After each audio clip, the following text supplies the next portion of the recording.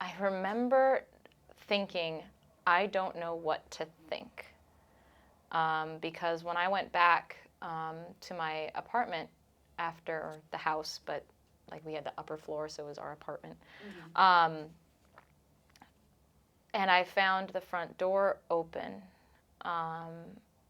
and then progressively found other things like spots of blood in the bathroom and feces in the other bathroom. I remember thinking, I don't know what to make of this. No one was home, which was also like a first. I knew that one of my roommates, Philomena, was at a party the previous night, so it was wherever she was. And my other roommate, Laura, I didn't know that she was on business in Rome, but she was on business in Rome. And actually, when I called Philomena, she confirmed that to me. And I didn't know where Meredith would be. But granted, she also has a whole bunch of English friends. And so I had seen her the evening before, or the afternoon before, going out to meet them. And so I thought, well, maybe she's out with them, or maybe she's still asleep. When I first went in, it was very strange to me. And I didn't know what to think because, yes, the front door was open, but everything looked normal. Everything that I saw just in walking in the front door, going to my bedroom, and going to the bathroom, the various bathrooms, everything looked completely normal. So I did not think there's been a break-in. I just thought, okay, well, the door doesn't work very well, so maybe someone didn't close it all the way.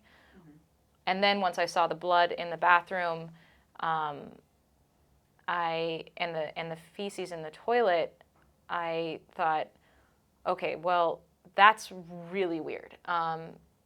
First of all, the blood in the bathroom, like, it wasn't a lot, so I didn't assume that someone had been murdered. I assumed that either someone kind of hurt themselves or there was menstrual issues, and they hadn't been cleaned up. And so I thought, okay, well, maybe somebody ran out really quickly and is coming back. Maybe someone went downstairs into the apartment below. I didn't know. But when I saw the feces in the toilet, it actually creeped me out. Because that was just very unusual. And so I left feeling creeped out. I locked the door and I left, and I went back to Raphael's, and I kept brooding over it. He was in the bathroom and brooding over it.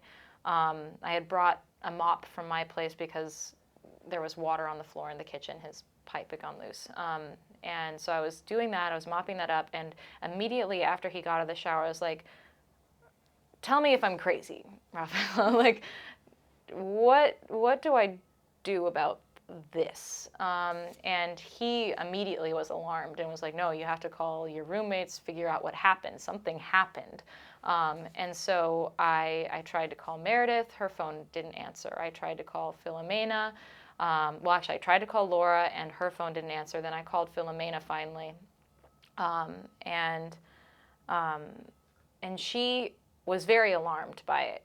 She said that she hadn't been home that night. She had been out at the party, and that I should go and check it out. And so I thought, okay, but I'm going to go with Raphael. And so we were gathering ourselves, and we went back to my apartment.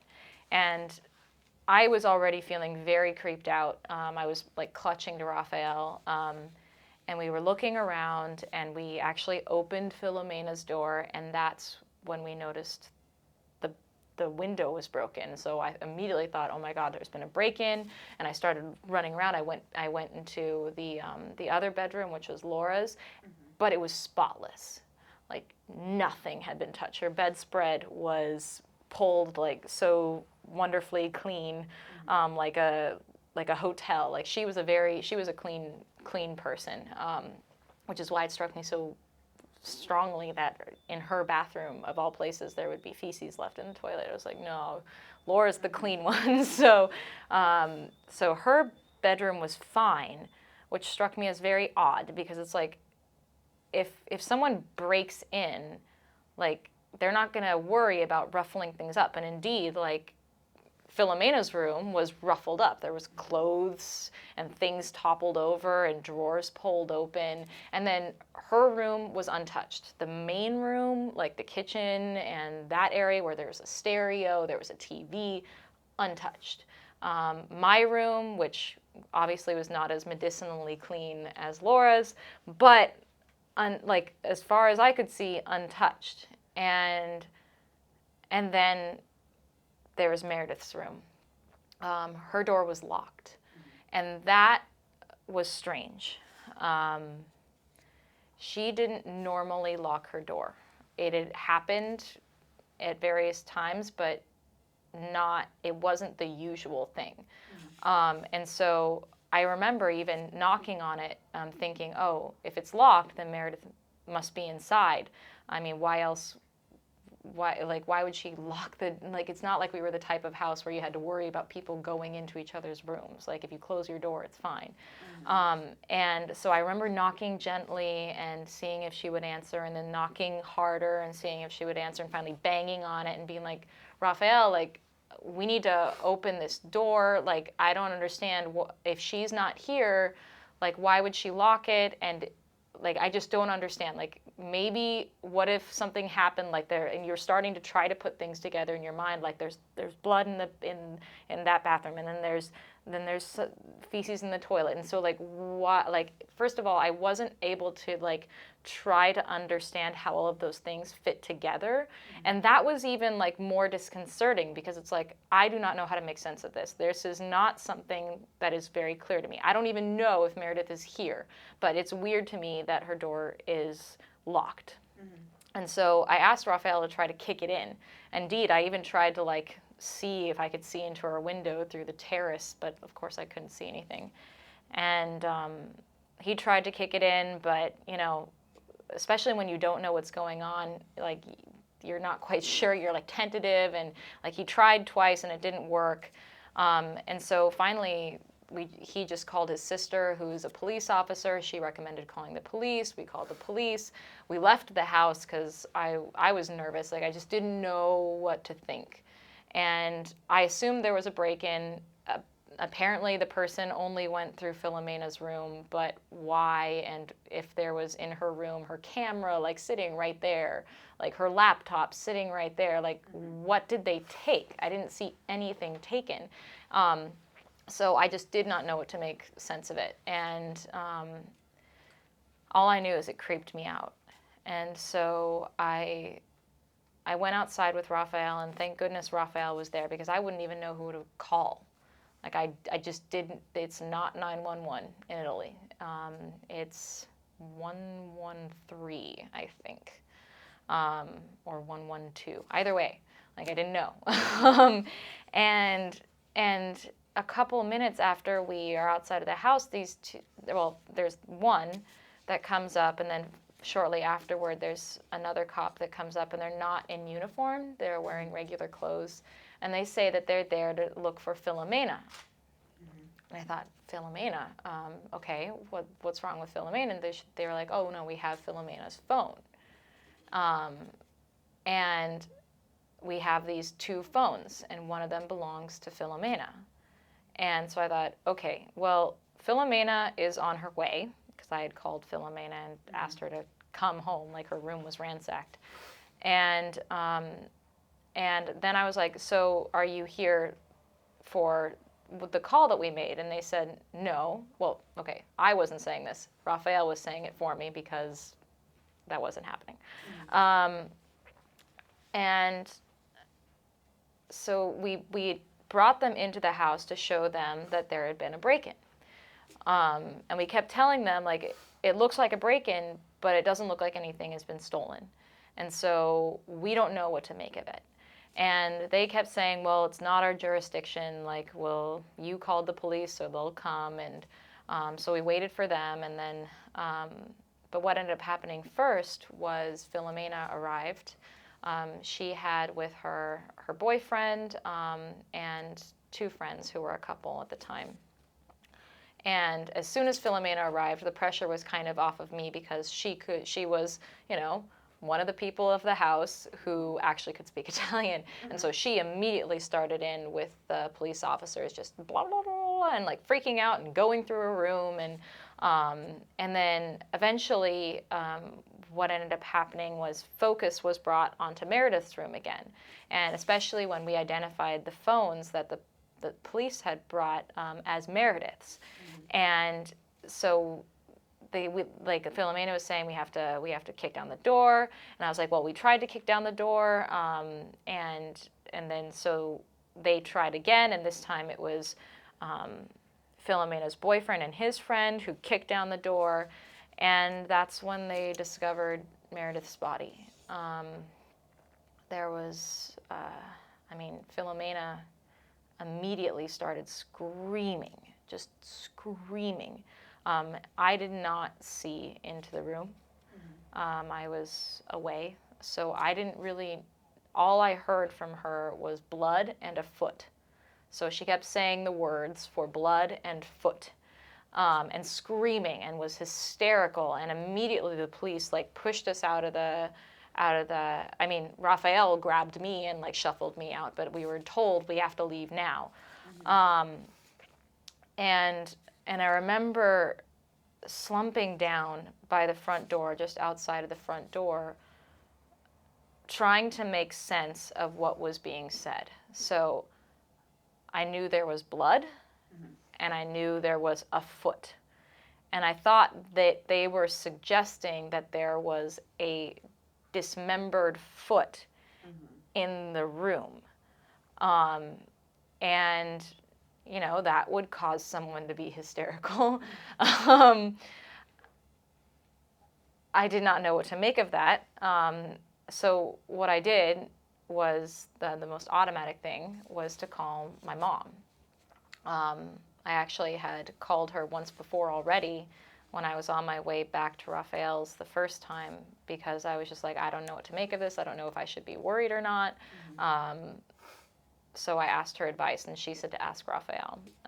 And this time I just told her, like, Mom, I don't know what's going on. They say that there's a foot in Meredith's room. And like, she was like, what are you talking about? Like, just as shocked as I was. And I was like, look, I don't know what's happening. Like, give me a second. I need to talk to Raphael. He needs to talk to the other people. Like, I need to figure out what's going on. And so that, just outside of the house that morning, was just incredibly confusing, trying to gather information, sitting there shocked, like, you never expect to come home to that. And I never thought that was like even the worst possibility of what was happening. I really relied on Raphael to ask questions for me, and he relayed back various information that it was Meredith, that her body was wrapped up in a blanket and stuffed in a cupboard, is what I understood from what people were saying. They said that there was blood everywhere. They were talking about her throat being slit. And I couldn't picture it. It just seemed so strange, because it's like one thing to see a scene like that on CSI or whatever, and it's another one to imagine someone you actually know, like some living person who you just talked to yesterday in those conditions. And so I was really struggling with it. I was very scared, and I was very confused.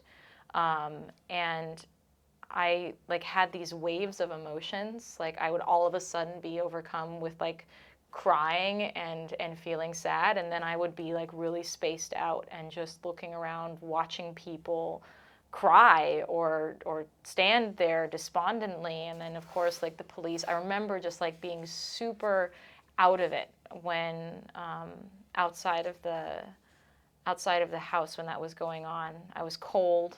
Raphael gave me his jacket, and police came and asked questions and more questions, um, and I was just trying to put the information together. I remember being very focused on trying to piece together every single bit of information that I had gathered that morning. So like blood in the bathroom, and there was feces in the toilet, but then when I came home the second time, it seemed like the feces wasn't there.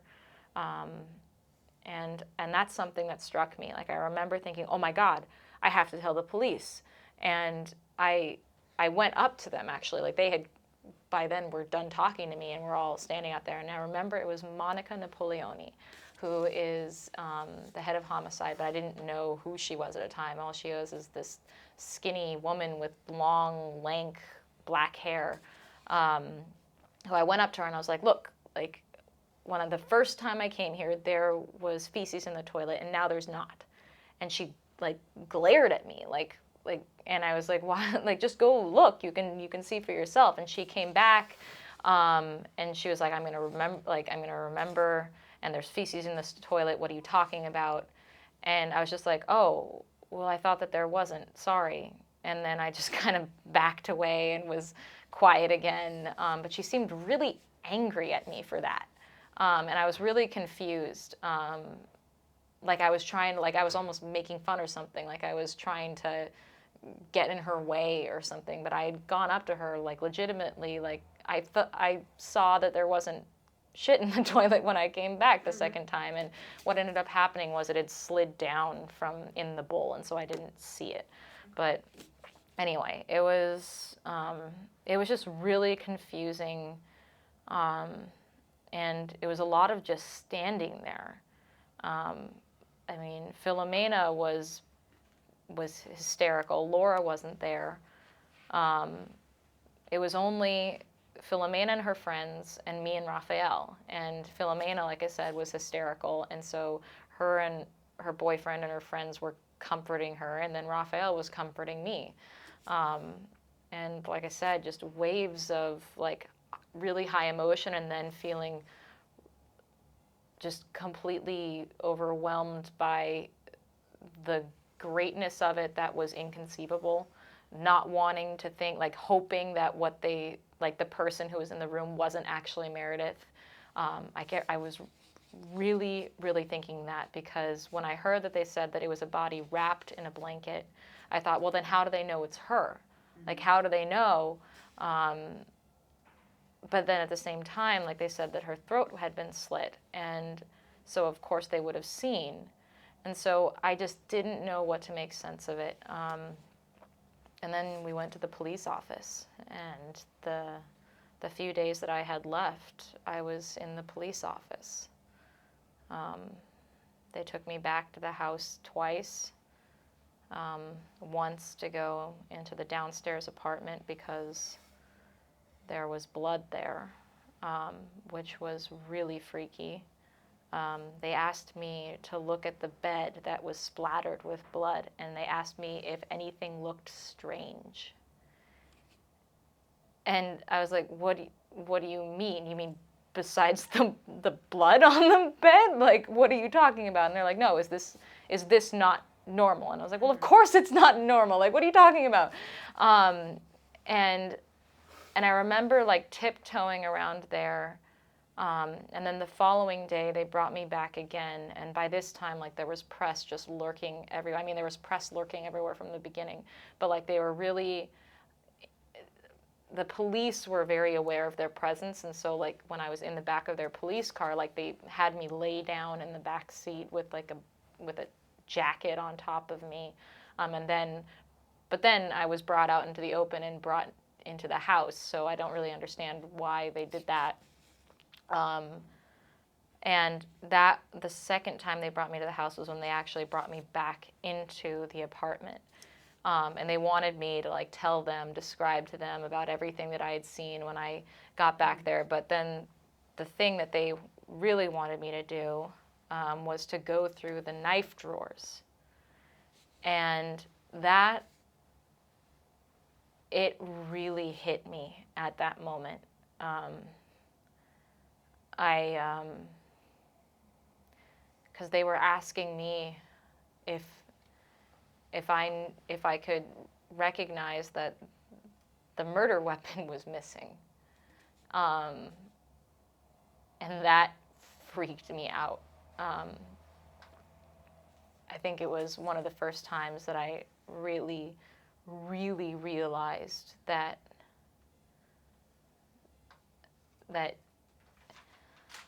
like the extent to what had happened. Because like they had asked me weird questions about like her sex habits, and so like of course there was like going through my mind like what happened to her, and like especially with the blood splatters downstairs, I thought was like she chased from downstairs like up into the house, like um, but it was when they asked me about knives that I flipped out. Um, I I I could not hold in um, the the the tension, the fear, the the just like devastating sadness, and so I was uncontrollable crying, and they actually had to like set me down on the couch, and like they brought over their interpreter and like tried to.